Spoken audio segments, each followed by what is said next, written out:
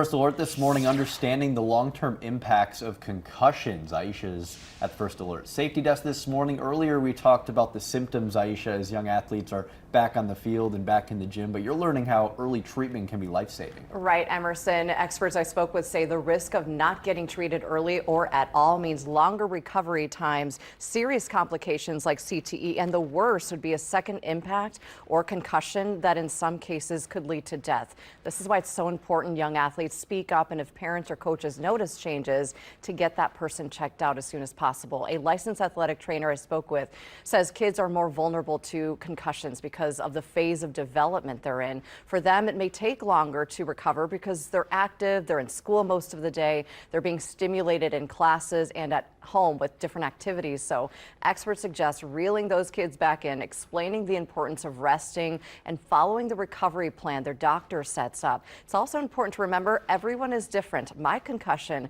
could be different than yours.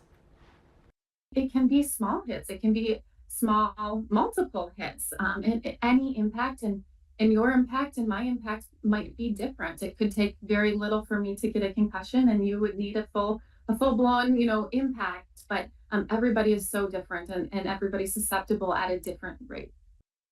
Later this morning, we'll remind you about the symptoms and what experts suggest can help reduce the risk of concussions and those long-term impacts, guys. Aisha